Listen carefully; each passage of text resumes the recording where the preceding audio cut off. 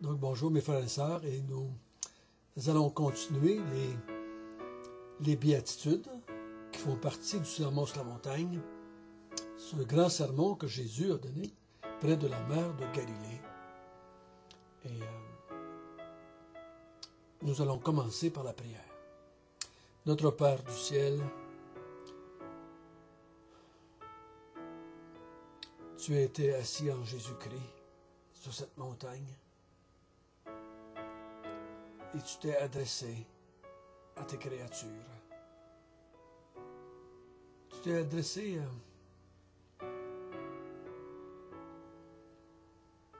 à la race humaine afin de te faire connaître, afin de vouloir leur dire que tu revenais en Jésus pour établir ton royaume sur les êtres humains. Aide-nous à bien comprendre ce que tu voulais faire, pourquoi tu voulais le faire.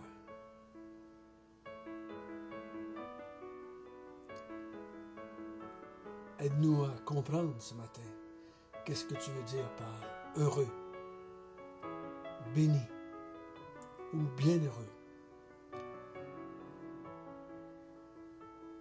Car notre place est à tes pieds pour te servir et te glorifier. Amen. Donc, on a commencé à voir hier ce qu'on appelle habituellement les béatitudes. Ça veut dire le mot béatitude veut dire grand bonheur, grande joie. Donc, Jésus a dit heureux. Et le bonheur qui nous est offert ici par Jésus n'est pas quelque chose que l'on fait, mais quelque chose que l'on est.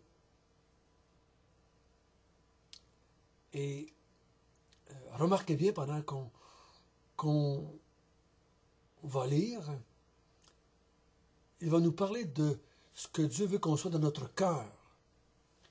Parce que la parole de Dieu nous dit que Dieu regarde au cœur et non pas aux actions. Parce que les actions reflètent le cœur. Et nous allons donc, si vous voulez bien, lire à partir du chapitre 5, le verset 1 à 12.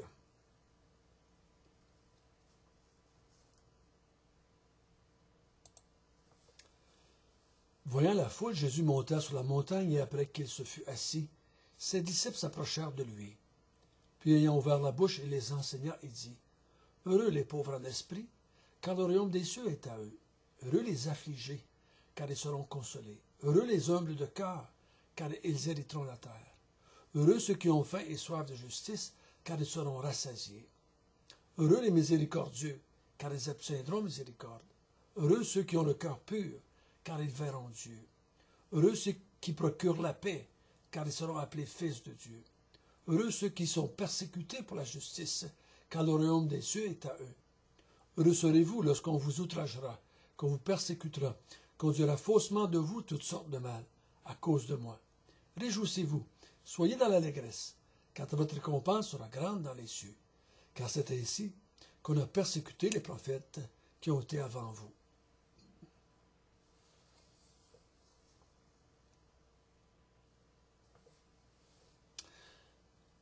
Donc hier, on a vu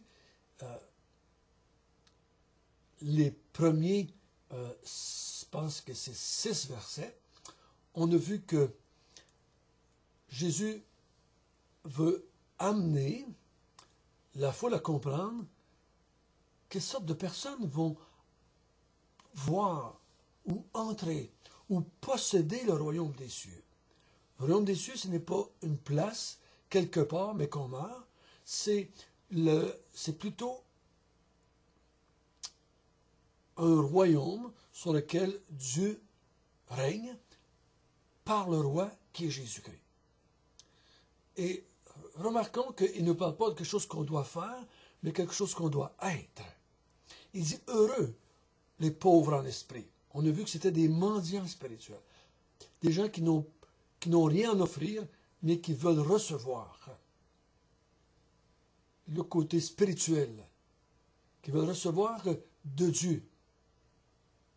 On a vu ensuite heureux les affligés, ceux qui pleurent sur leur état spirituel. Dieu va les consoler. Heureux ceux qui ont un cœur humble, ou qui sont débonnaires, ou qui sont doux. C'est ceux qui se laissent diriger, ceux qui se laissent conduire par Dieu. Ces gens-là vont hériter la terre. Heureux ceux qui ont faim et soif de justice. On a vu qu'on ne parle pas aussi de justice sociale, mais on parle de vouloir être juste, de vouloir posséder la justice. C'est quelqu'un qui est affamé de vouloir vivre justement. Dieu dit, je vais, moi, te rassasier. Remarquez bien, c'est un passif. Ils seront rassasiés. Donc, c'est quelque chose qu'ils vont subir. Dieu va leur donner une nourriture qui va les rassasier. Et ce matin, nous allons continuer en regardant le verset 7. Heureux les miséricordieux. Qu'est-ce que c'est que des miséricordieux? C'est ceux qui sont touchés par la misère d'autrui. Comment est-ce que je peux être miséricordieux? Si je suis un mendiant spirituel, si je suis affligé de mon état, si je suis un débonnaire ou un doux ou un humble, si je fais de justice pour moi, je vais être plein de miséricorde pour les autres que je vois qui sont dans la même situation que moi. Je ne vais pas les juger et les condamner parce qu'ils sont comme moi. Quelqu'un a déjà dit un jour, ne coupe pas le pont de la miséricorde sur lequel tu as besoin de passer. Si je ne suis pas humble, affamé, pauvre en esprit, je vais être plutôt un orgueilleux. Je vais être porté à condamner et accuser les autres. Je vais me voir mieux que les autres. Donc, je ne suis pas un miséricordieux, je suis plutôt un juge qui condamne. Et n'est-ce pas la marque de notre société de condamner les gouvernements, les parents, les enfants? On condamne les autres. C'est de leur faute si je suis comme ça. Pourtant, si on n'exerce pas la miséricorde envers les autres,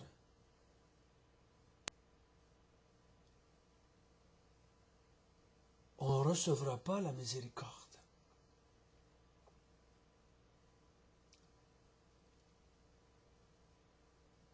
Si je vois mon état et l'état des autres, mon désir, c'est que Dieu soit miséricordieux envers moi. Dieu dit, si tu es miséricordieux, c'est parce que tu as vu ton état. Et moi, je vais être miséricordieux envers toi. Il y a un verset qui dit, le jugement est sans miséricorde pour ceux qui n'ont pas été miséricordieux.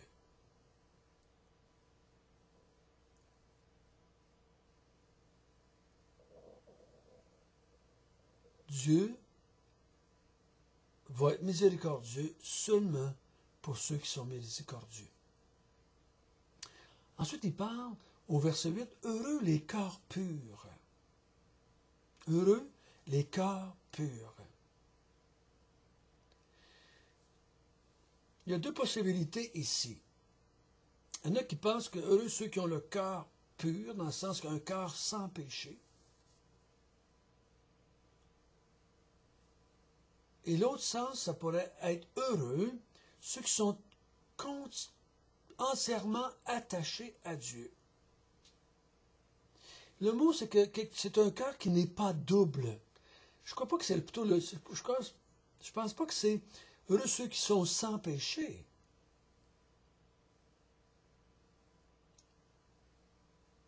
Mais c'est heureux ceux qui sont pas double, qui n'ont pas un cœur qui s'attache à deux personnes. C'est ce que je pense qu'il va dire dans Matthieu chapitre 6. Tu ne peux pas avoir deux maîtres. Tu ne peux pas avoir deux dieux. Il faut que ton cœur soit complètement attaché à Dieu. Si ton cœur est complètement attaché à Dieu, il verra Dieu. Ce n'est pas quelqu'un qui cherche Dieu pour avoir quelque chose de Dieu, mais son cœur veut Dieu, cherche Dieu, s'attache à Dieu. Donc, c'est dans ce sens-là que son cœur est pur. Et il va voir Dieu. Et c'est pour ça que Jésus va être si sévère avec les hypocrites, qui, eux autres, ont un cœur double. Ils font semblant de chercher Dieu. Ils aiment Dieu, mais d'une façon égoïste.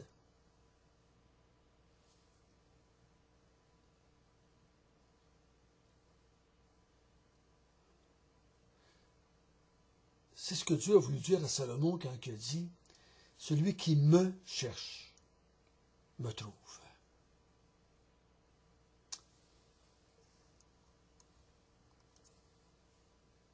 Ensuite, au verset 9, c'est marqué « Heureux ceux qui procurent la paix ».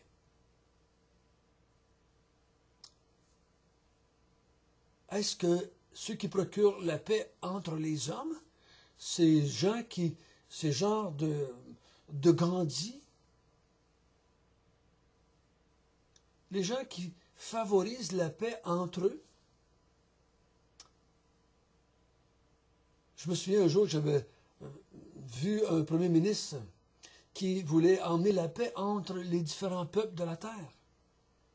Et pendant qu'il cherchait à faire la paix entre les hommes, il s'était divorcé. Comment peut-on vouloir la paix dans l'humanité quand on ne seulement pas la paix dans notre propre maison? Je crois que la paix ici, dont il est parlé, c'est non pas la paix entre les hommes, mais la paix entre Dieu et les hommes. Ceux qui procurent la paix, l'évangile de paix.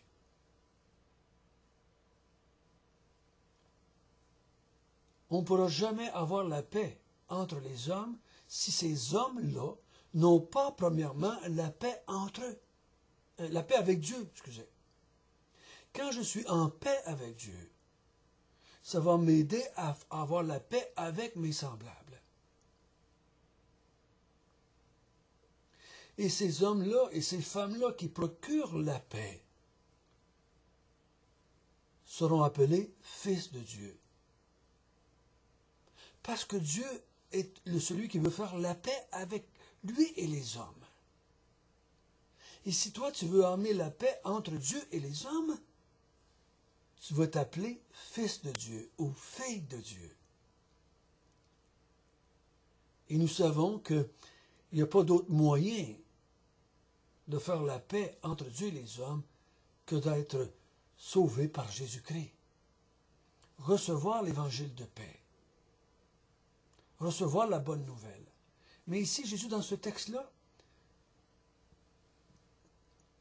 invite les hommes à faire la paix, à entrer dans le royaume de Dieu.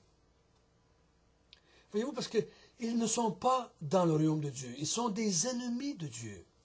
L'homme était en dehors du royaume de Dieu, en dehors de la royauté divine, en dehors du fait que Dieu est leur roi.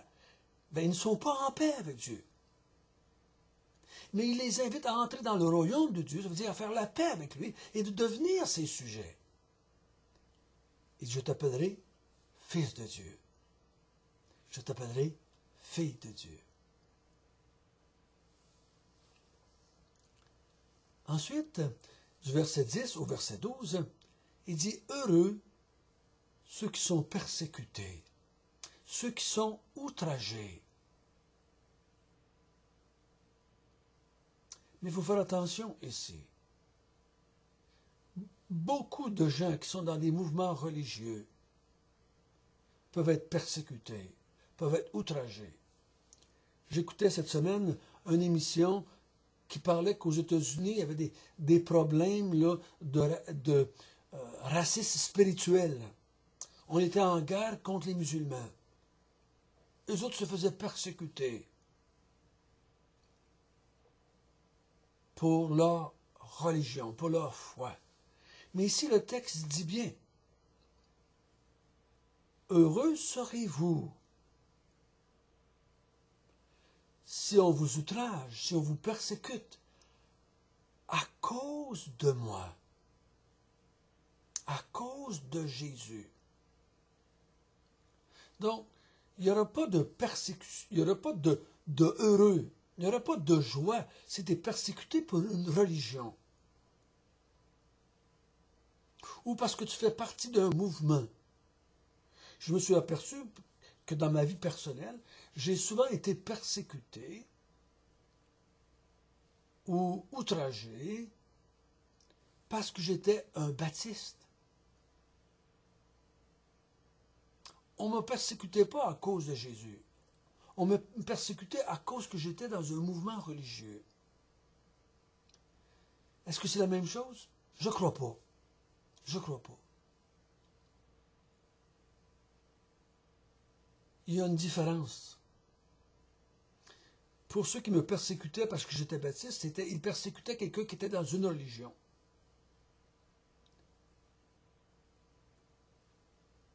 Mais ici, il dit bien heureux ceux qui sont persécutés pour la justice. Ceux qui sont persécutés, outragés à cause du nom de Jésus. Parce que la justice n'est pas à cause qu'ils sont justes, parce qu'on a dit un peu plus haut, heureux ceux qui ont faim et soif de justice. Donc, il n'a pas la justice, il en a faim de cette justice-là. Mais quand la justice, ici, je crois elle représente une personne. Parce que la justice, c'est le juste, c'est Jésus. La justice, c'est celle de Jésus.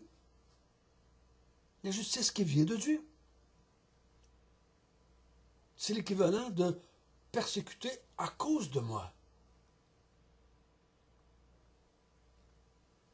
Mais il dit, soyez dans l'allégresse, réjouissez-vous, parce que si vous êtes persécutés à cause de mon nom, vous allez recevoir une grande récompense dans les cieux.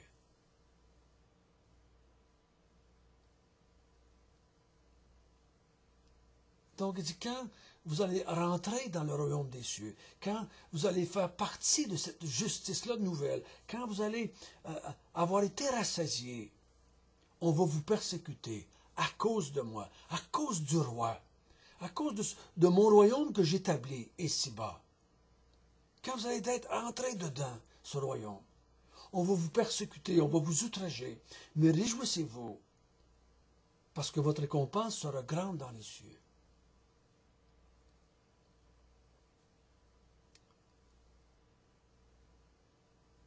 Et ce n'est pas surprenant qu'on vous persécute ainsi.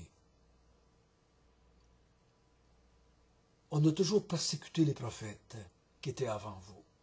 Donc ceux qui sont venus au nom de Dieu, qui ont parlé de la part de Dieu, qui ont présenté Dieu, qui ont appelé les gens à se repentir et à venir se soumettre à Dieu, on les a persécutés. Et ça va être la même chose pour vous. Donc réjouissez-vous. Réjouissez-vous de faire partie du royaume des cieux, de vous être soumis au roi, car pour l'éternité, vous allez faire partie du royaume de Dieu. Notre Père du ciel, béni sois-tu que tu nous as invités à faire partie de ton royaume. Seigneur, donne-nous la grâce de proclamer ton nom, ton royaume, ta royauté, et d'accepter de souffrir si telle est ta volonté. Au nom de Jésus, Amen.